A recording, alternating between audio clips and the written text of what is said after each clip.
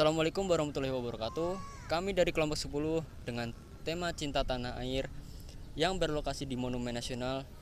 Kami dari Universitas Bina Sarana Informatika cabang Cengkareng dengan Fakultas Teknologi dan Informatika. Program studi kami adalah Sistem Informasi. Izinkan kami memperkenalkan diri. Saya Muti Alansa dengan NIM 1924 1645. Saya Fredian Selitisia dengan NIM 1924 0365. Saya Christian Alexander Willywijaya dengan NIM 1924 1815. Saya Muhammad Rizal Gunawan dengan NIM 1924 1609. Oke, jadi langsung saja kita ke topik utamanya. Monumen Nasional yang disingkat dengan Monas atau Tugu Monas adalah monumen peringatan setinggi 132 meter atau 433 kaki dari permukaan tanah yang terletak tepat di tengah lapangan Medan Merdeka, Jakarta Pusat. Monas didirikan untuk mengenang para pahlawan yang sudah berjuang kepada rakyat Indonesia dalam merebut kemerdekaan dari pemerintahan kolonial Kerajaan Belanda. Pembangunan dimulai pada tanggal 17 Agustus 1961 di bawah perintah Presiden Soekarno dan diresmikan hingga dibuka untuk umum pada 12 Juli 1972 oleh Presiden Soeharto. Tugu ini dimahkotai lidah api yang dilapisi lembaran emas yang melambangkan semangat perjuangan dari rakyat Indonesia. Ide awal pendirian monumen adalah seorang warga negara Republik biasa, seorang swasta, warga kota sederhana dari Jakarta bernama Sarwoko Martokusumo, kata Sudiro.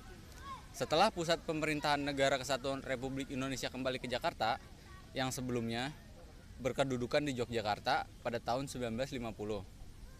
Menyusul pengakuan kedaulatan negara Republik Indonesia oleh pemerintahan kolonial Kekaisaran Belanda pada tahun 1949.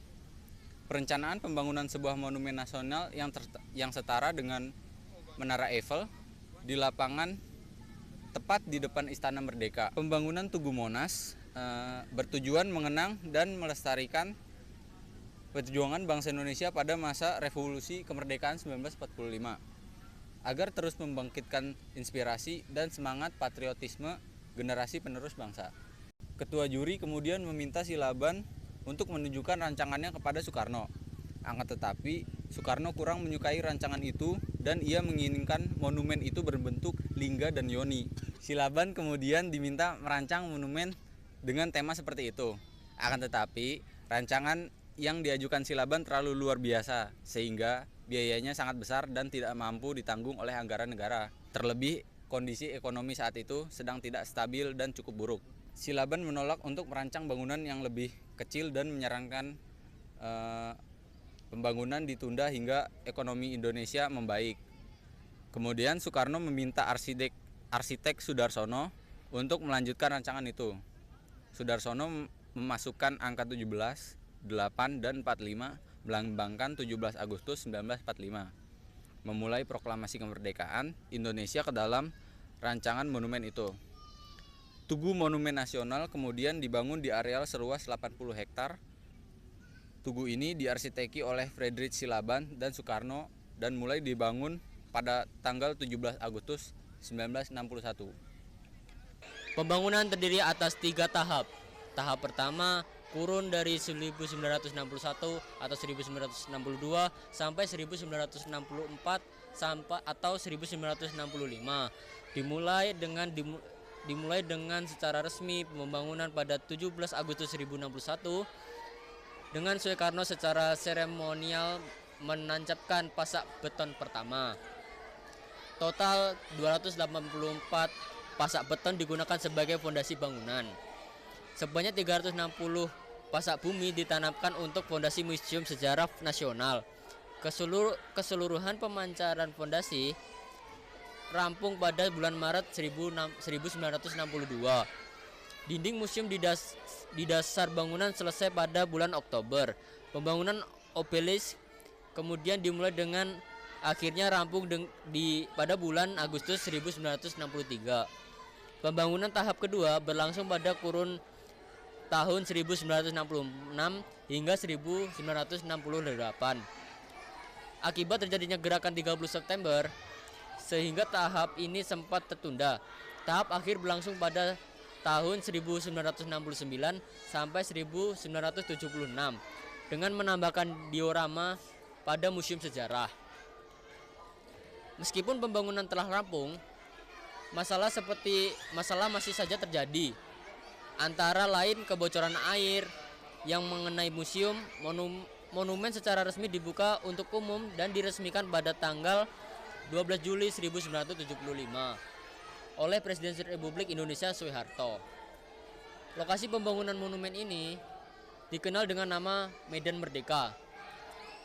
Lapangan Monas mengalami 5 kali penggantian nama, yaitu Lapangan Gambir, Lapangan Ikada, Lapangan Merdeka, Lapangan Monas, dan Taman Monas. Di sekeliling Tugu terdapat taman, 2 buah kolam, dan beberapa lapangan terbuka seperti tempat berolahraga. Pada hari-hari libur, Medan Merdeka dipenuhi pengunjung yang berkreasi menikmati pemandangan Tugu Monas dan melakukan berbagai aktivitas dalam taman. Ruang kemerdekaan. Di bagian cawan monumen terdapat ruangan kemerdekaan berbentuk amphitheater. Ruangan ini dapat dicapai melalui tangga berputar dari pintu sisi utara dan selatan. Ruangan ini menyimpan simbol kenegaraan dan kemerdekaan Republik Indonesia. Di antaranya naskah asli proklamasi kemerdekaan Indonesia yang disimpan dalam kotak kaca di dalam gerbang berlapis emas.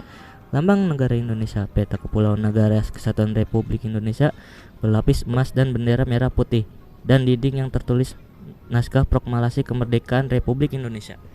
Di dalam ruang kemerdekaan Monumen Nasional ini digunakan sebagai ruang tenang untuk mengheningkan cipta dan bermeditasi, mengenang hakikat kemerdekaan dan perjuangan bangsa Indonesia. Naskah asli proklamasi kemerdekaan Indonesia disimpan dalam kotak kaca dalam bentuk pintu gerbang berlapis emas. Pintu mekanis ini terbuat dari perunggu sekarat 4 ton berlapis emas, dihiasi ukiran bunga wijaya kusuma yang melambangkan keabadian serta bunga teratai yang melambangkan kesucian. Pintu ini terletak pada dinding sisi barat tepat di tengah ruangan yang berlapis marmer hitam. Pintu ini dikenal dengan nama Gerbang Kemerdekaan yang secara mekanis akan membuat seraya memperdengarkan lagu Padamu Negeri. Diikuti kemudian oleh rekaman suara Soekarno tengah membacakan naskah proklamasi pada 17 Agustus 1945. Pada sisi selatan terdapat patung Garuda Pancasila sebagai lambang negara Indonesia, terbuat dari perunggu seberat 3,5 ton dan berlapis emas. Pada sisi timur terdapat tulisan naskah proklamasi huruf perunggu. Seharusnya sisi ini menampilkan bendera yang paling suci dan dimuliakan sang saka merah putih yang aslinya dikibarkan pada tanggal 17 Agustus 1945. Akan tetapi karena kondisinya sudah semakin tua dan rapuh, bendera suci ini tidak dipamerkan. Sisi utara dinding marmer hitam ini menampilkan kepulauan Nusantara berlapis emas, melambangkan lokasi negara kesatuan Republik Indonesia. Pelataran puncak dan api kemerdekaan. Sebuah lift pada pintu sisi selatan akan membawa pengunjung menuju pelataran puncak berukuran 11 x 11 meter di ketinggian 115 meter dari permukaan tanah. Lift ini berkapasitas 11 orang sekali angkut. Pelataran puncak ini dapat menampung sekitar 50 orang, serta terdapat teropong untuk melihat panorama Jakarta lebih dekat. Pada sekeliling badan elevator terdapat tangga darurat yang terbuat dari besi. Dari pelataran puncak menuju Tugu Monas, pengunjung dapat menikmati pemandangan kota Jakarta. Di puncak Monumen Nasional terdapat cawan yang menopang nyala lampu perunggu yang beratnya mencapai 14,5 ton dan dilapisi emas 335 kg. Lidah api atau obor ini berukuran tinggi 14 meter dan berdiameter 6 meter, terdiri dari 77 bagian yang disatukan. Lidah api ini sebagai simbol semangat perjuangan rakyat Indonesia yang ingin meraih kemerdekaan. Awalnya, nyala api perunggu ini diisi lembaran emas seberat 35 kg. Akan tetapi, untuk menyambut perayaan setengah abad kemerdekaan Indonesia pada tahun 1995. Lembaran emas ini dilapisi ulang sehingga mencapai berat 50 kg lembaran emas. Puncak tugu berupa api dan tak kunjung padam yang bermakna agar bangsa Indonesia senantiasa memiliki semangat yang menyala-nyala dalam perjuangan dan tidak pernah surut atau padam sepanjang masa. Demikianlah perjalanan singkat kita menelusuri sejarah monumen nasional atau yang lebih kita bisa kenal sebagai Monas, simbol perjuangan dari kebangsaan bangsa Indonesia. Dari awal pembangunannya hingga menjadi ikon Jakarta, Monas menyimpan banyak kisah yang menginspirasi generasi penerus. Jangan lupa, menjaga dan menghargai warisan sejarah adalah tanggung jawab kita bersama. Terima kasih telah menyaksikan video ini.